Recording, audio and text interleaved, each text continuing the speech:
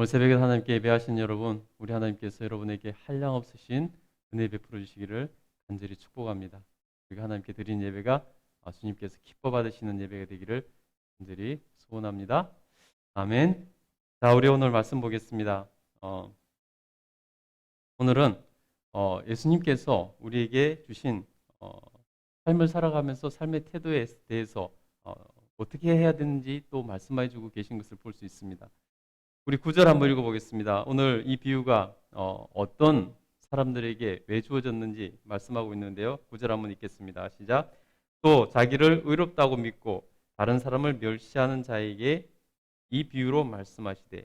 여러분, 하나님께서 굉장히 싫어하시는 것 중에 하나가 바로 교만한 것을 싫어하시죠. 교만한 자를 싫어하십니다. 여러분 보면은 자기를 의롭다고 믿고 다른 사람들을 멸시하는 자들, 자기는 의로운데 다른 사람들은 의롭지가 않다고 생각하기 때문에 그들은 다른 사람들은 무시하고 멸시합니다. 왜 나와 같지 않은가? 저 사람은 도대체 저게 삶이야? 하면서 무시한다는 거죠. 그러면서 자기는 의롭다는 것입니다. 우리 주님께서 우리에게 주신 말씀에 자기를 비춰본다면은 감히 누구도 자기 스스로 의롭다 말을 할 수가 없을 것입니다. 그러면 여러분 도대체 자기를 의롭다고 믿는 사람들은 자기 스스로 어떻다고 생각하기에 어디에 또 기준을 두기 때문에 스스로 의롭다고 믿고 살아가는 것일까요? 사실은 굉장히 의아한 거죠. 그런데 여러분, 자기가 의롭다고 생각하고 살아가는 사람, 그래서 교만스럽게 말하고 생각하고 행동하는 사람의 그 기준이 어디 있는지는 너무나 분명히 알 수 있습니다. 오늘 이 비유에서 알 수 있는데요. 한번 보겠습니다. 우리 10절부터 2절까지 한번 읽어보겠습니다. 시작. 두 사람이 기도하러 성전에 올라가니 하나는 바리새인이요 하나는 세리라. 바리새인은 서서 따로 기도하여 이르되 하나님이여 나는 다른 사람들 곧 토색, 불의, 간음하는 자들과 같지 아니하고 이 세리와도 같지 아니함을 감사하나이다. 나는 일회에 2번씩 금식하고 또 소득의 11조를 드리나이다 하고. 여러분 보세요. 두 사람이 성전에 기도하러 갔다는 것입니다. 두 사람이 성전에 기도하러 갔는데 사회적으로 보면 두 사람이 완전히 상반되는 사람인 것을 볼 수 있습니다. 한 사람은 바리새인이요, 한 사람은 세리라. 바리새인은 그 당시에 굉장히 의로운 사람들로 포장되어 있었죠. 굉장히 거룩한 사람들로 포장되어 있었습니다. 자타가 그렇게 생각을 했던 거죠. 저 사람들은 정말 하나님 말씀밖에 몰라. 저 사람들은 정말 하나님 말씀대로 살려고 하는 사람들이고 살아내는 사람들이야. 율법의 그 많은 조항들을 지키면서 살아가려고 애쓰는 사람들이야. 우리가 모두 존경할 만한 사람들이야. 라고 바리새인들은 평가를 받았습니다. 그런데 세리들은 어땠습니까?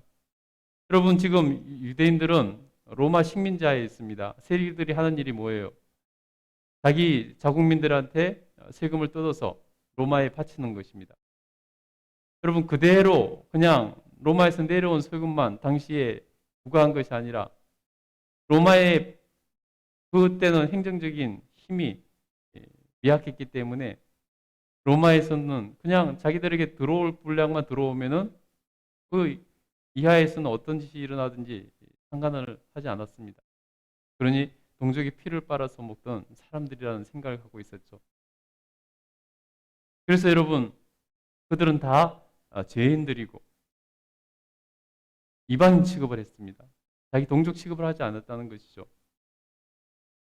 자기 공동체 안에서 피출당하는 그런 사람들이라고 할 수 있습니다. 근데 그 두 사람이 가서 하나님 앞에서 기도를 하는 것입니다. 누가 보다 한 사람은 의롭다고 생각되는 사람이고 누가 보다 한 사람은 죄인이라고 여겨지는 그런 사람이었다는 것입니다. 근데 바리새인들은 어떻게 기도했다고 말하냐면요. 바리새인들은 11절에 보니까 서서 따로 기도하여 이르되, 서서 따로 자기들의 그 구별된 영역을 두고 나는 저들과 같이 할 수 없어. 나는 거룩하니까. 서서 따로 하나님 앞에 나와서 무릎도 꿇지 않습니다. 서서 따로 서서요. 하나님 기도한다는 거예요. 무릎을 꿇을 필요를 못 느꼈다는 거죠. 자기는 의인이기 때문에. 기도하는데 어떻게 기도하냐면요. 하나님이여, 나는 다른 사람들 곧 토색, 불의, 간음을 하는 자들과 같지 아니하고 이 세리와도 같지 아니함을 감사하나이다.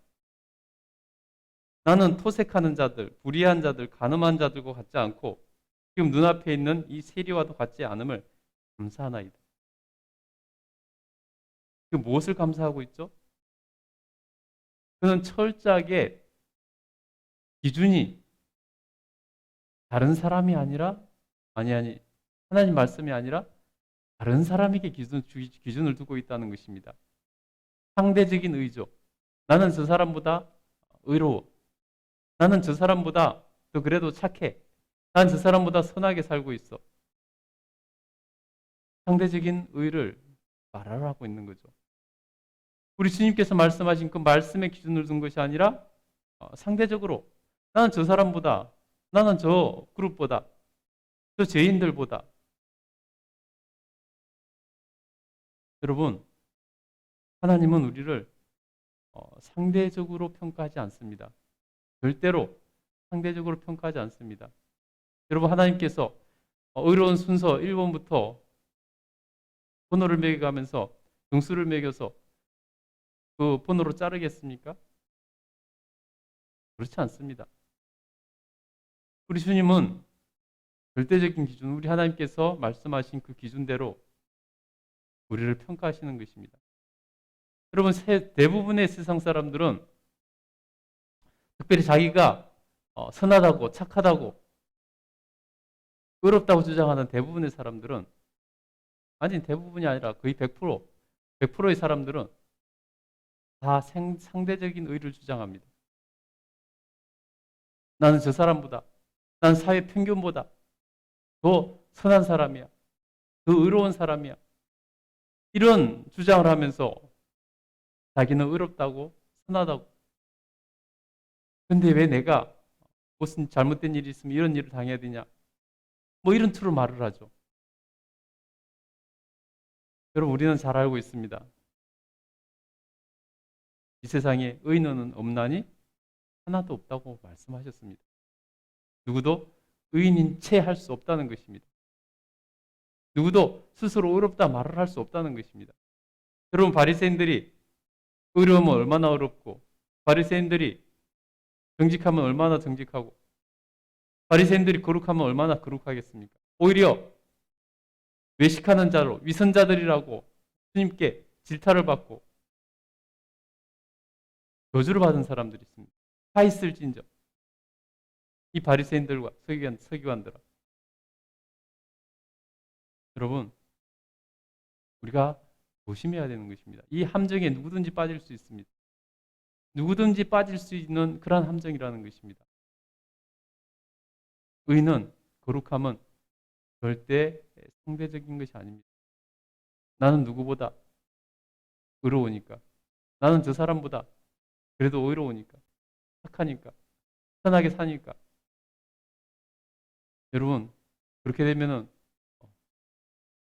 의롭지 않은 사람이 이 세상에 한 명밖에 없죠. 제일 불의한 사람 한 명밖에 없겠죠. 상대적으로 한다면요. 그럼 반대로 해볼까요? 그 기준을 자기보다 높은 사람에게 두면 어떻게 될까요? 세상의 모든 사람, 한 사람 빼고 모든 사람은 다 불의한 사람 되겠죠. 가장 의로운 사람, 한 사람 빼고 다 불의한 사람 되겠죠.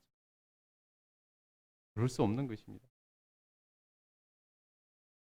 이 교만한 이 위선자 바리새인들은 기도하면서 그랬습니다. 12절에 보니까 나는 일회에 2번씩 금식하고 또 소득의 11조를 드리나이다. 여러분, 그 당시에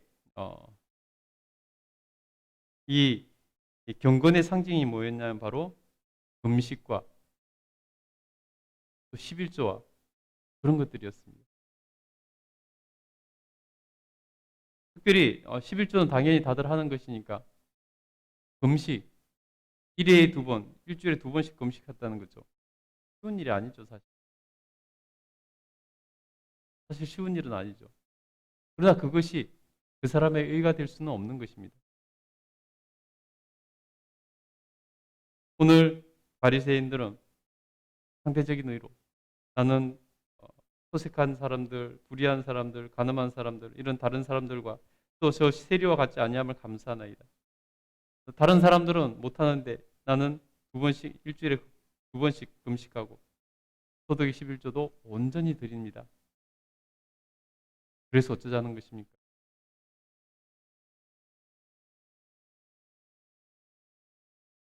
하나님 앞에서 위선되고 하나님 앞에서 상대적인 경건으로 거룩으로 상대적인 의로 자기의 의를 주장하며 자기 죄를 모르는 사람입니다. 여러분 이런 사람을 하나님 좋아하실까요? 이런 사람의 기도를 들으실까요? 전형적인 하나님께서 응답하시지 않는 기도자의 대표적인 모습이라는 것입니다. 이렇게 기도하면요. 이런 생각으로 이런 마음으로 기도하면요. 하나님은 그 사람의 기도를 들어주시지 않습니다. 뒤에 보면요. 나옵니다. 보겠습니다. 근데 세리는 어떻게 기도할까요? 13절 14절 한번 읽어보겠습니다. 자, 세리는 멀리 서서 감히 눈을 들어 하늘을 쳐다보지도 못하고 다만 가슴을 치며 이르되 하나님이여 불쌍히 여기소서 나는 죄인이로소이다 하였느니라. 내가 너희에게 이르노니 이에 저 바리새인이 아니요 이 사람이 의롭다 하심을 받고 그의 집으로 내려갔느니라. 무릇 자기를 높이는 자는 낮아지고 자기를 낮추는 자는 높아지리라 하시니라. 아멘. 세리는 어떻게 기도했냐면요. 자기 죄를 알았습니다. 자기가 불의한 자라는 걸 알았습니다. 그래서 하나님 앞에서 부끄러워서 죄스러워서 감히 가까이 가지도 못하고 멀리 서서 감히 눈을 들어 하늘을 쳐다보지도 못하고 다만 가슴을 치면서 이르되 하나님이여 불쌍히 여기소서 나는 죄인으로서이다. 나는 죄인입니다. 하나님 불쌍히 여기십시오. 하나님 앞에 죄인임을 고백하고 하나님의 긍휼을 하나님의 은혜를 구하고 있다는 것입니다. 진실된 회개와 진실된 고백과 진실된 간구는 하나님께서 들어주신다는 것입니다. 그래서 여러분 그 바리새인이 아니라 이 세리가 하나님 앞에서 오히려 의롭다 하심을 받고 돌아갔다는 것입니다. 하나님께서는 자기를 높이는 자, 교만한 자를 낮추시고 하나님께서는 자기를 낮추는 자를 높여주신다는 것입니다. 여러분 항상 겸손하십시오. 특별히 하나님 앞에서 더욱더 겸손할 수 있게 되기를 간절히 축복합니다. 이어서 나오는 비유가 있습니다. 어린아이 비유인데요. 같은 맥락으로 읽히는 말씀입니다. 우리 15절부터 한번 읽어보겠습니다. 시작. 사람들이 예수께서 만져주심을 바라고 자기 어린 아기를 데리고 오매 제자들이 보고 꾸짖거늘 예수께서 어린 아이들을 불러 가까이 하시고 이르시되 어린 아이들이 내게 오는 것을 용납하고 금하지 말라. 하나님의 나라가 이런 자의 것이니라. 내가 진실로 너희에게 이르노니 누구든지 하나님의 나라를 어린아이와 같이 받아들이지 않는 자는 결단코 거기에 들어가지 못하리라. 아멘. 여러분, 당시 어린아이들은 굉장히 무시당했습니다. 옛날에 가부장적인 그러한 시대에서 어린아이들이 무시를 많이 당했잖아요. 함부로 취급당하고. 유대인들도 그 시대에 그랬던 것 같습니다. 그래서 그들이 가까이 오는 것을 감히 용납하지 않고 제자들이 꾸짖었습니다. 어린아이들, 순수한 아이들, 작은 자들, 낮은 아이들, 낮은 자들, 그들은 주님을 용납하셨다는 것입니다. 그리고 말씀합니다. 어린아이들이 내게 오는 것을 용납하고 금하지 말라. 하나님의 나라가 이런 자의 것이니라. 하나님의 나라가 이런 자의 것이다. 하나님의 나라는 이런 자들이 들어갈 것이다. 라고, 이런 자들이 차지할 것이다. 라고 말씀합니다. 그러면 어린아이가 어떤 특성이 있습니까? 어린아이가 무엇이길래 이런 자의 것이, 천국이 이런 자의 것이라는 것입니까? 17절에 보니까, 보세요.